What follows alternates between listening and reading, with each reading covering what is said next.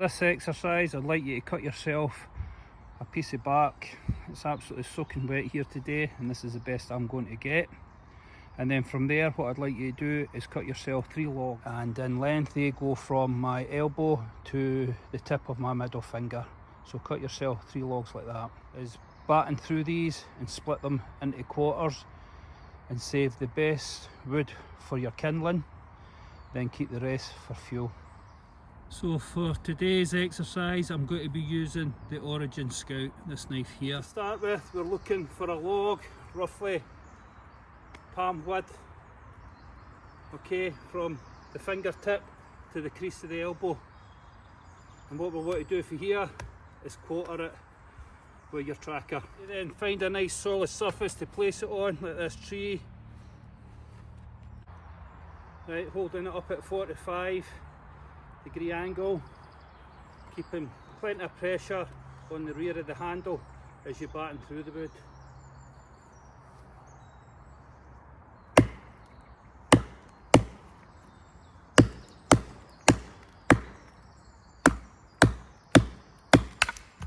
There we go, some nice grained wood this. So I'll put that to the side because it's really dry and it's got good running grain, open grain here, which is really good for making kindling. Split this again, up at a 45-degree angle, get a bite in, keep the pressure on the handle to try and keep it at that 45 degree as you go through. There you go, splitting down great. This is excellent wood for our kindling. It's lovely and dry inside. It's not very often I get that here in Scotland because everything's soaking wet. Last bit then.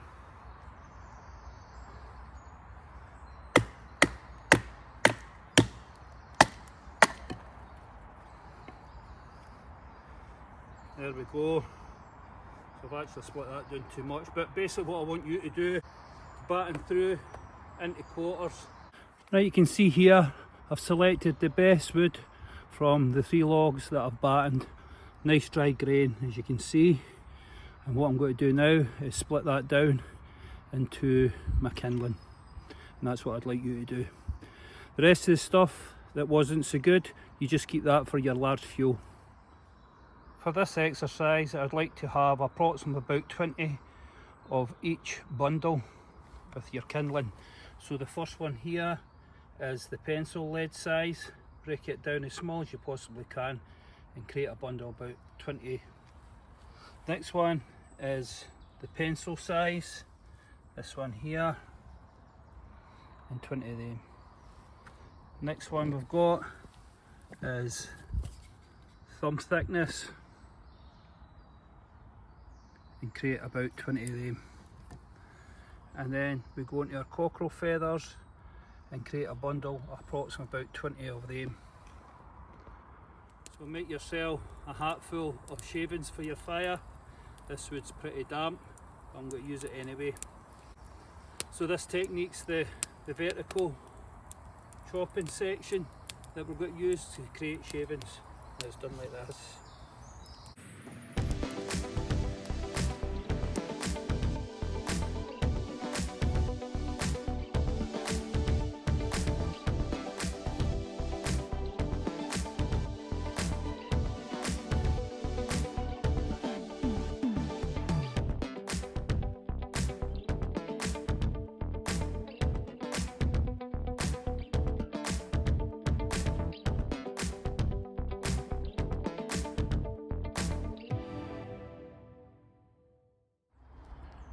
So there we go, there's the fire setup. So we have the platform, we have the wind brace left and right, we have a back brace, we have our shavings there sitting on top of the back. We can see the platform once the fire's been well established, and it's providing a good hearth for all the wood to be burnt up on.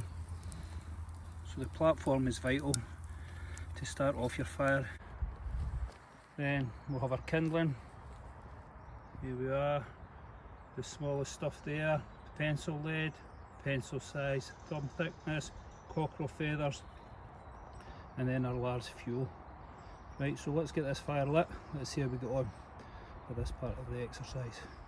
Right, here we go then with the Origin Scout. Now this is a stainless steel model. It does have a sharp spine, but it's not really that sharp. And as you know, it shouldn't be able to strike a ferrocerium rod. Let's see how we get on.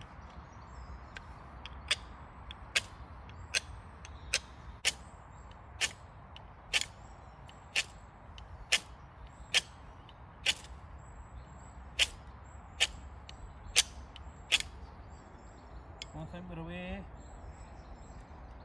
Yep, there we go. Let's see if these feathers will catch. Yep. Starting to go.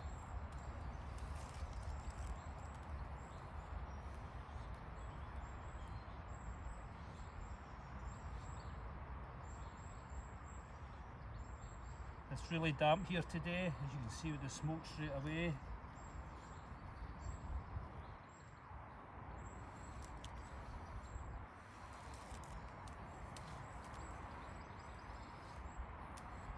Then I'm just adding some of my cockerel feathers. There we are. That's all it took, just because my shavings are a bit damp.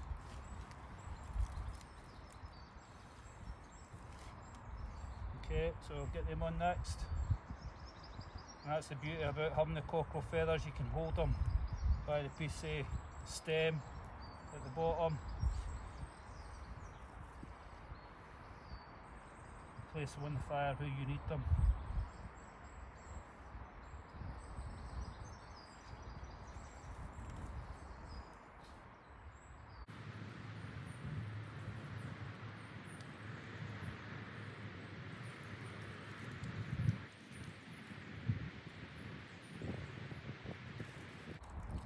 Then take your pencil lead stuff and just spread all across the fire, just like a deck of cards.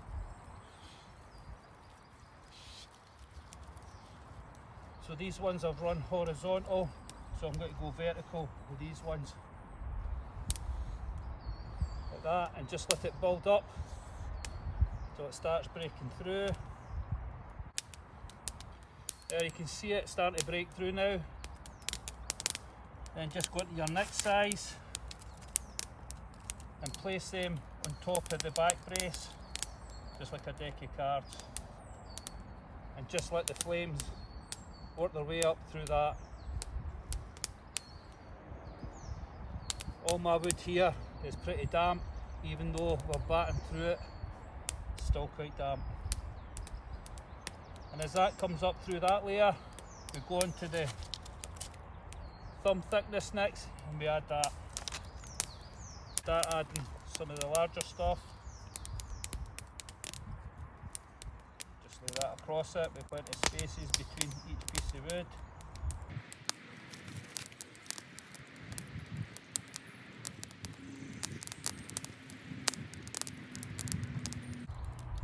Just build it up into a kind of TP shape.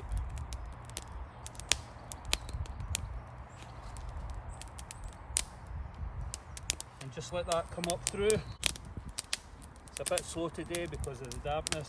This is a useful exercise to get to know your tracker. You're going to be putting a fire on anyway. Just takes a bit of time, but with good preparation, even on a damp day like today, this will get going. I'm just going to put the rest of my stuff on just to get rid of it.